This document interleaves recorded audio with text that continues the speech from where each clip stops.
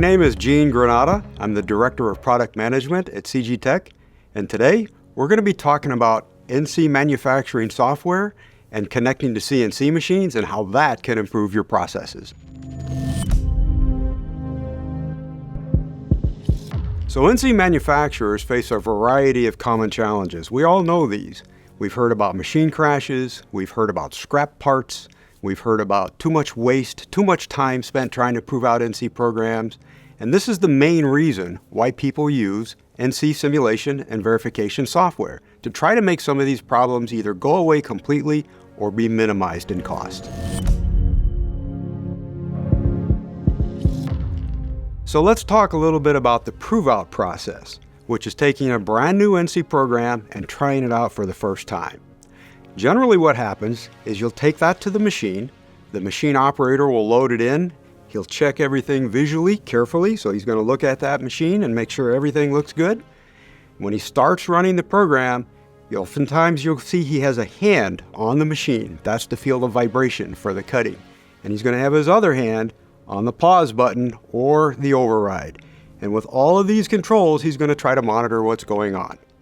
So now, do you want to know what the number one thing is that causes people to buy advanced NC verification and simulation software? When things go horribly wrong.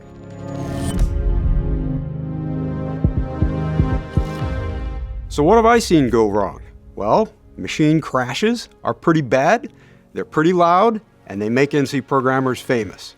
But what's even worse is some parts can burst into flame, depending on the material and the coolant being used.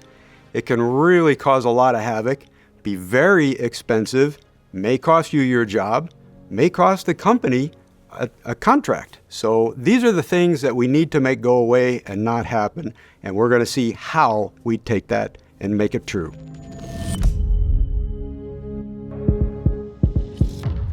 So we looked at a typical NC manufacturing workflow where from a CAD/CAM system, typically, you will make a program operation, series of operations, maybe multiple setups. Then post-process to make a NC program file or series of files. Run them on the machine. Do what I just said with the prove-out process to see how that's going to work out. Most of the time it doesn't work out the way you thought or the way you wanted the first time. You need to make changes. Go back to the CAD/CAM program, make changes, repost, rinse, wash, repeat. You keep going until you're happy.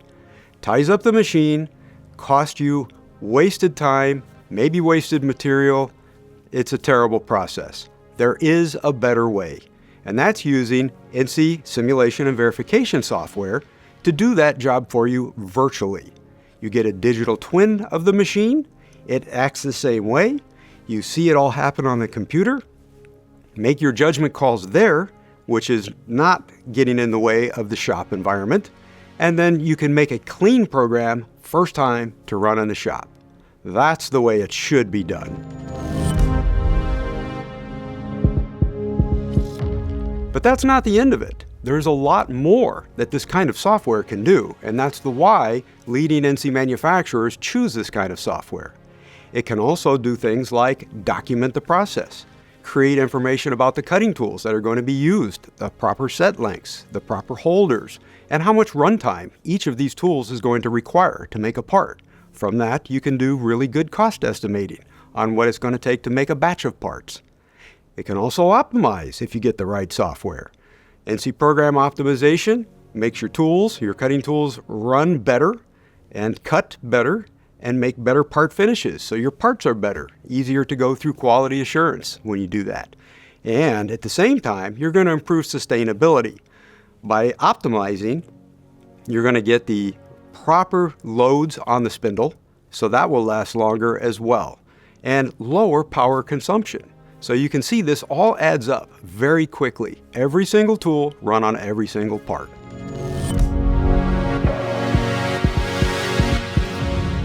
Okay, so let's say that you've done the simulation, you've done the optimization, everything's good to go.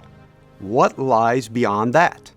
Well, in theory, you can go out to the shop floor, set everything up, and if everything is the same as you simulated, you're correct. It's going to work great. You've seen it happen already.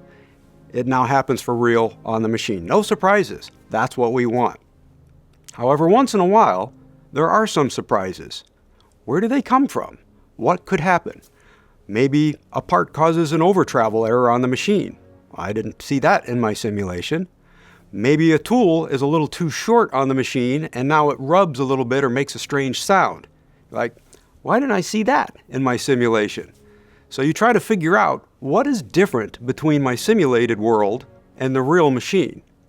Well, that's where some new features in advanced simulation and verification can really help you out. Some of these softwares will connect to the CNC control and the machine and compare the data in the machine's control to what you verified in your session. And when it finds those kinds of differences, it can flag them for you rather than letting you find them out on the shop floor by surprise. Those surprises are not very pleasant. So for example, in our simulation and verification software that we offer, we have 3 different capabilities for connecting to the machine and making use of that. One is the pre-check, which I just described. It basically verifies your NC program is the right version, the right size, has not been edited. It'll check your subroutines the same way as well. It'll also check your machine's parameters. Now, what do those do? Parameters actually change how your machine behaves. It can change how it moves in a rapid move. It can change lots of other things that can also be simulated. We use those parameters to get the digital twin to do exactly what the real machine is going to do on the shop floor. Checking those parameters makes sure nothing has changed. We also want to take a look at other things. Where's the part? Where's the work offset? Make sure that it lines up with what you saw in your simulation, because it can check machine limits and things like that. It'll even check where the machine starts coming from as it approaches the part. Sometimes, when parts aren't symmetrical, you could run into one side of the part where you didn't have a problem coming from the other opposite side of the part.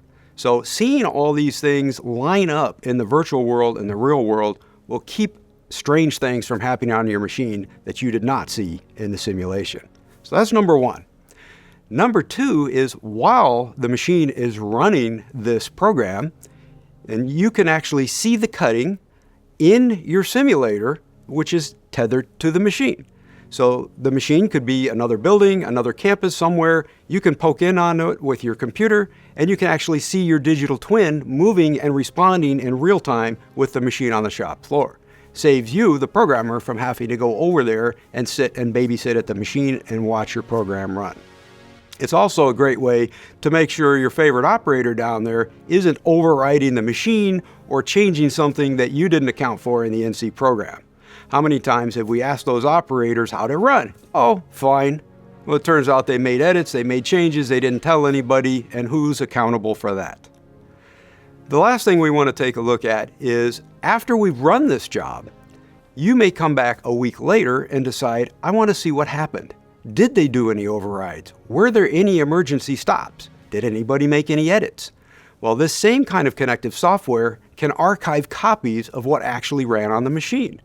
So when somebody later points a finger at you and says, hey, this is different than last time, something happened, something screwed up, you're able to go back and exactly see what was recorded on the machine, and you can use the digital twin to walk them through what really happened, and you'll see everything right there. No arguments, no finger pointing, you'll know exactly what happened.